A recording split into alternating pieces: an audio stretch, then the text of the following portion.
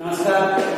गायत्री विद्या मंदिर उच्च माध्यमिक विद्यालय सांचो ऑनलाइन क्लासेज में आपका स्वागत है।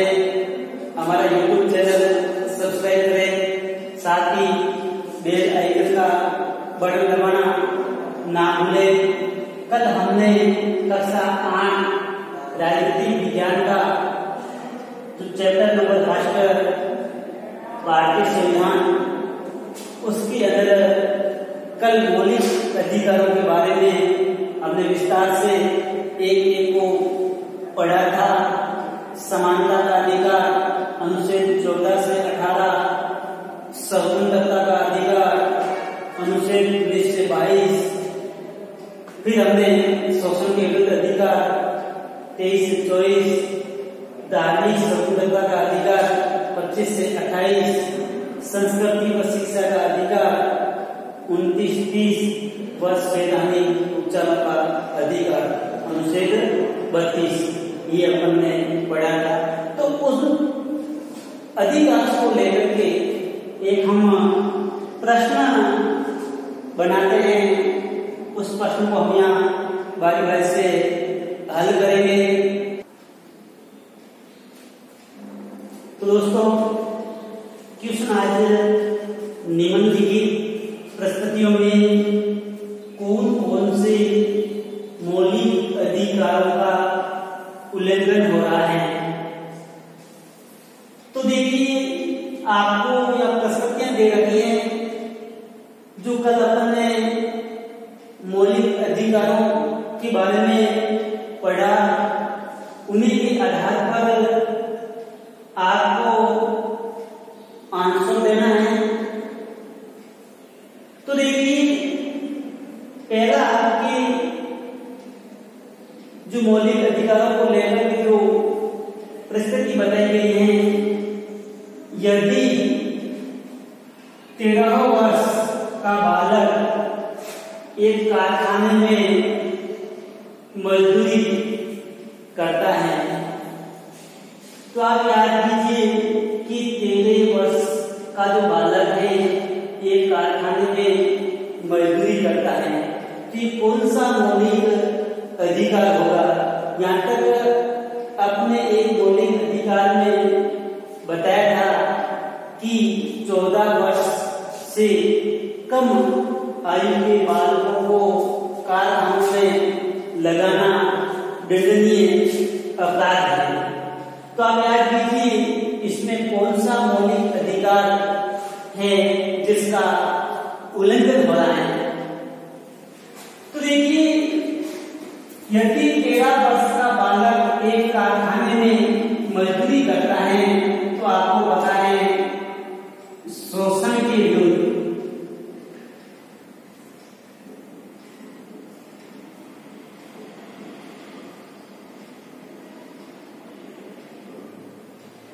अधिकार। तो देखिए, आप याद हो, तुमने पढ़ाया था शोषण के विरुद्ध मौलिक अधिकार, जिसके अंदर 14 वर्ष से कम आयु के बालकों को किसी भी कारखाने में, होटलों में, ढाबों में कहीं पर भी काम के लिए नहीं लगाया जा सकता।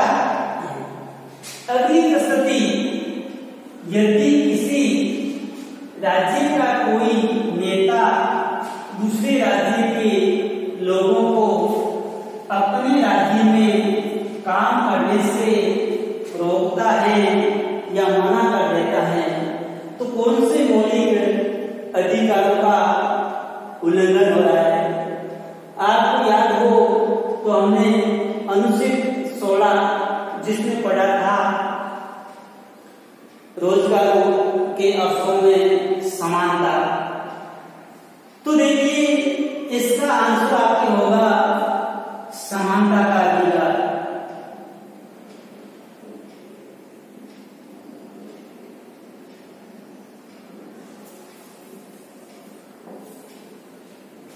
समानता का अधिकार। अगली स्थिति, जिसके अंदर यदि यदि किसी जन समूह को राजस्थान में तेलुगु माध्यम का स्कूल खोलने की अनुमति दी जाती है। इसके अलावा इसमें आप एक स्वतंत्रता का अधिकार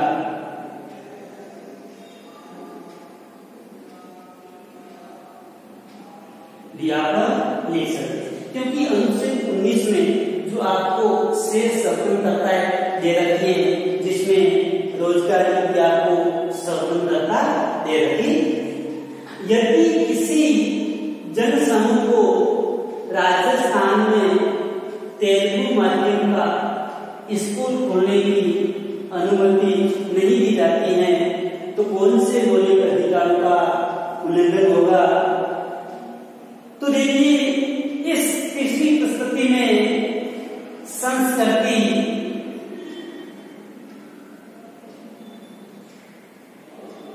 व शिक्षा का अधिकार, आपको याद हो तो उसमें बताया गया था अल्पसंख्यक समुदाय को अपनी जो संस्कृति है उन संस्कृति को बनाए रखने हेतु व शिक्षण संस्थानों की स्थापना की जा सके।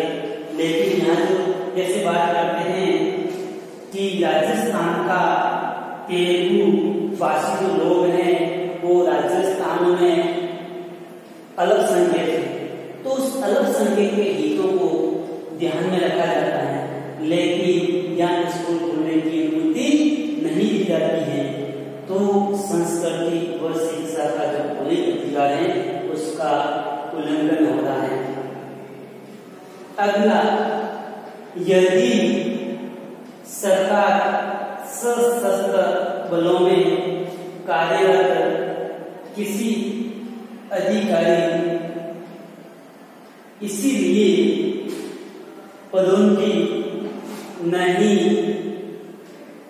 दे रही है क्योंकि वह महिला अधिकारी है। तो देखिए, सरकारी जो सशस्त्र बल है उसमें महिला अधिकारी है, उस महिला अधिकारी को पदोन्नति नहीं दी जाती है। कारण क्या है? क्योंकि वह महिला है, वह महिला है। तो ये कौन से मौलिक अधिकारों का उल्लंघन हो रहा है? तो दोस्तों, ये समानता का अधिकार,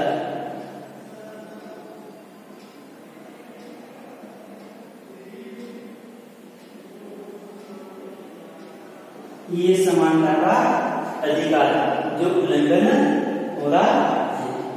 तो दोस्तों, ये प्रश्न आप अपनी कॉपी में उतार दीजिए या स्क्रीनशॉट ले लीजिए।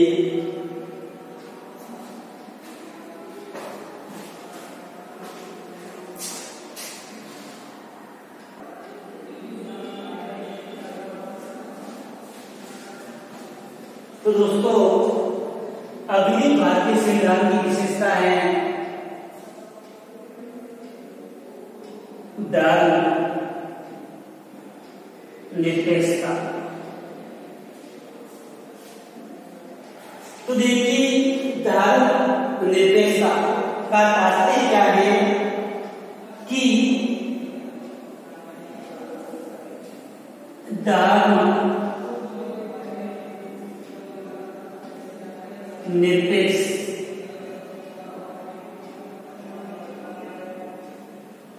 वह राज्य है जो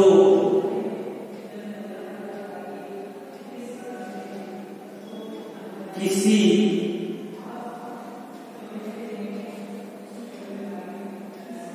एक धर्म को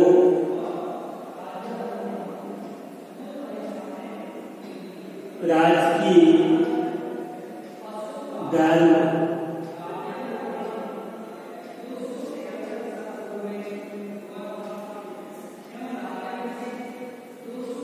घोषित नहीं करके प्राय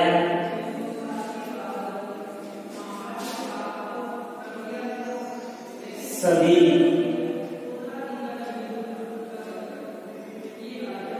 धर्मों को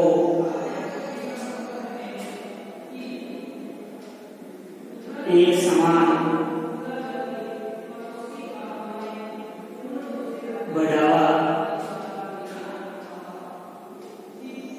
देना धर्मनिरपेक्षता कहलाता है। तो देखिए,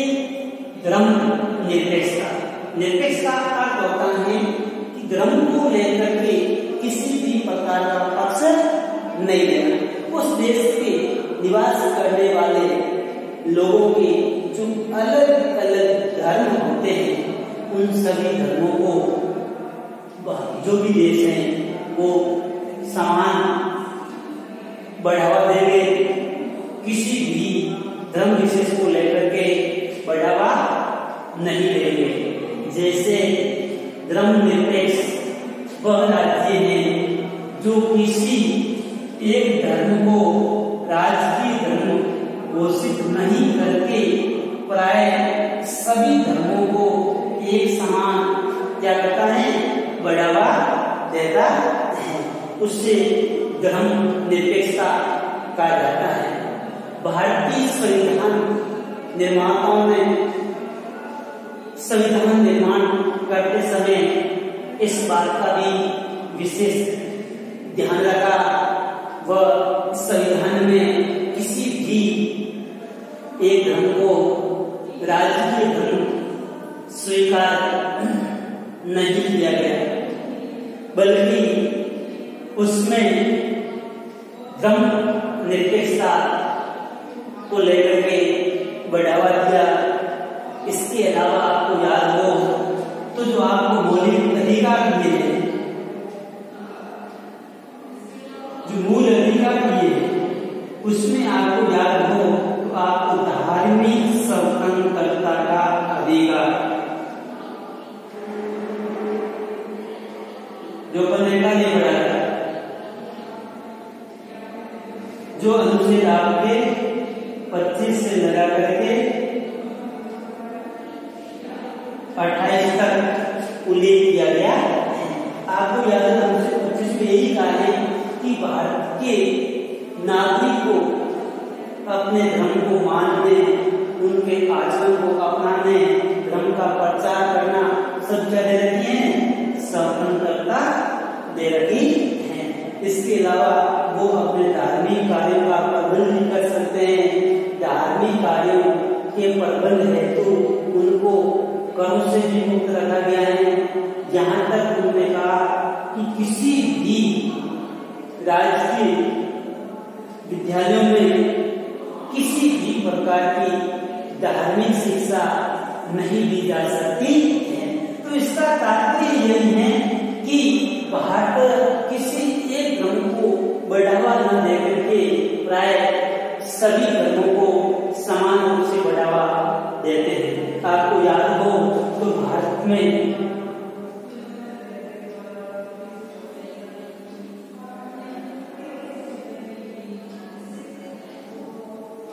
प्रमुख धर्म की बात करते हैं तो देखिए, भारत में हिंदू धर्म भी है, मुस्लिम भी हैं, सिख भी हैं,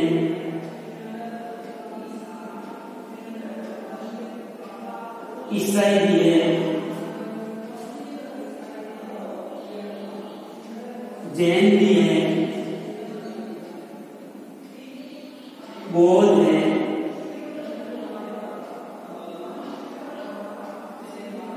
पारसी है आदि।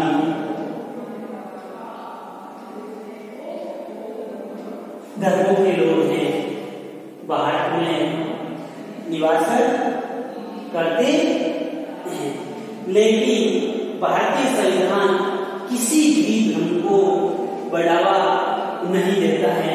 सभी धर्मों को स्वतंत्रता दे रखी है कि वह अपने धर्म का प्रचार कर सकते हैं, कोई भी नागरिक अपना धर्म मान सकते हैं, लेकिन इसमें यह कहा गया है कि किसी भी व्यक्ति को बहला फुसला करके या प्रलोभन दे करके धर्म परिवर्तन नहीं करवाया जाएगा।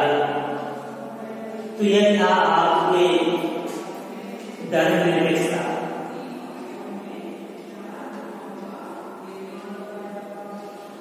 तो देखिए धर्मनिरपेक्षता जो शब्द है वो भारत की जो प्रस्तावना है उन प्रस्तावना में धर्मनिरपेक्षता शब्द अपनाया गया है।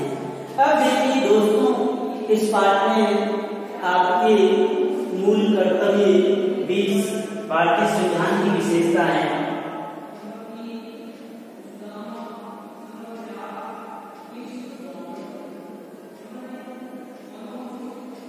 तो देखिए मौलिक कर्तव्यों की बात करते हैं, नागरिकों को मूल अधिकार दिए गए।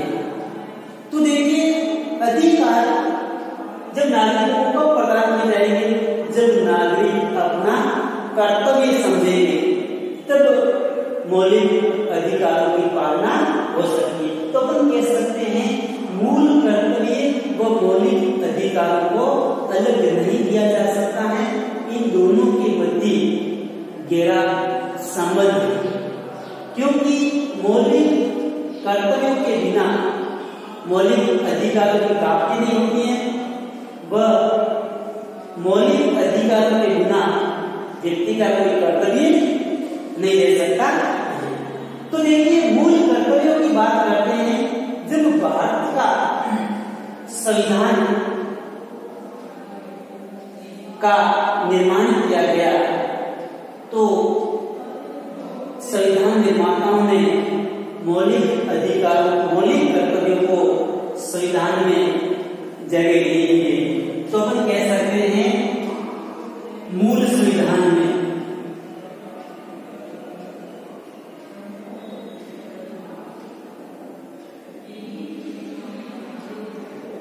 मूल कर्तव्य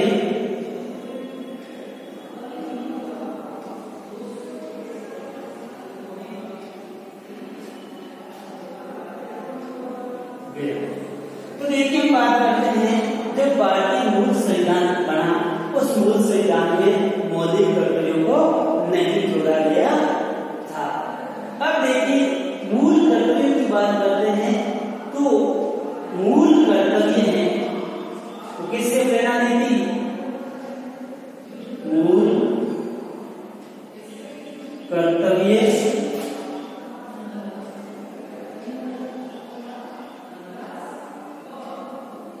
स्वयं संघों से लिए गए। तो देखिए जो मूल कर्तव्य थे वो स्वयं संघ रूस से लिए गए थे, वही से उनको प्रेरणा मिली। इसके अलावा 1975 में जब आपात काल की जो घोषणा कर दी थी श्रीमती इंदिरा गांधी जी ने, उसके बाद में श्रम सिंह समिति की सिफारिशों के आधार पर 42वें संविधान संशोधन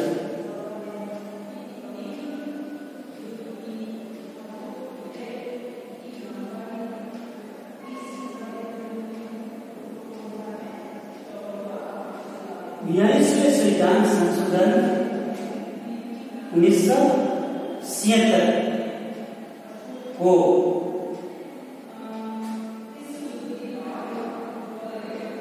भारतीय संविधान के भाग 4 क तथा अनुच्छेद 51 क में 10 मूल कर्तव्यों को जोड़ा गया। तो देखिए 42वें संविधान संशोधन 1976 को भारतीय संविधान के भाग 4 में अनुच्छेद 51 का जोड़ करके उसमें 10 मूल कर्तव्यों को जोड़ा गया। आपको याद हो तो संविधान के भाग 4 में राज्य की नीति निर्देशक तत्वों को जोड़ा गया है, जो अनुच्छेद 37 से लगा करके 51 तक वर्णित है। तो मूल कर्तव्य है वो संविधान के भाग 4 का जोड़ करके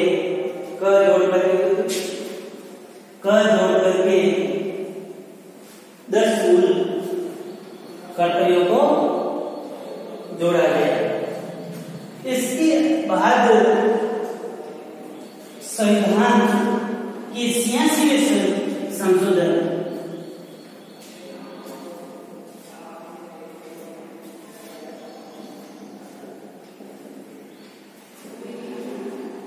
2002 को एक मूल कर्तव्य को जोड़ा गया। तो देखिए 86वें संविधान संशोधन 2002 को एक और कर्तव्य जोड़ा गया, जो जिस बालक की आयु 6 से 14 वर्ष हो उसकी माता पिता संरक्षक अभिभावक जो भी हो उसका कर्तव्य बनता है कि 6 से 14 वर्ष के बालक को शिक्षा प्रदान करावे। इस प्रकार अपन कह सकते हैं वर्तमान भारतीय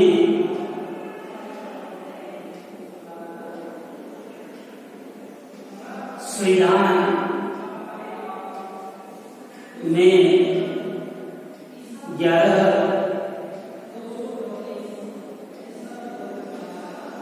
मूल कर्तव्य है। वर्तमान भारतीय संविधान में 11 मूल कर्तव्य हैं। यदि हम कह सकते हैं भारतीय संविधान में मूल कर्तव्यों की संख्या कितनी हो गई है? 11 हुई है। फिर भी हमको याद रखना है कि ये मौलिक कर्तव्य है। मौलिक कर्तव्य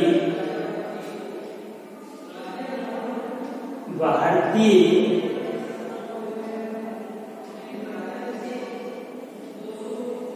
नागरिकों के लिए है, विदेशी नागरिकों के लिए नहीं। विदेशी नागरिकों के लिए नहीं।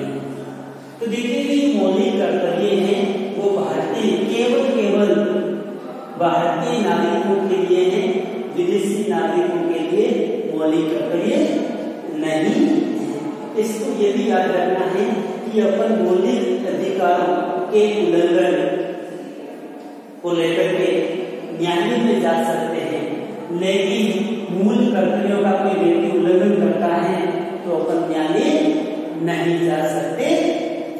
या अपन कह सकते हैं यह अवाद योग्य है, अवाद योग्य है। धन्यवाद। आज इतना ही। कल अपन विस्तार से 11 मूल कर्तव्यों के बारे में पढ़ेंगे। तब तक आप इसको याद कर लें। धन्यवाद।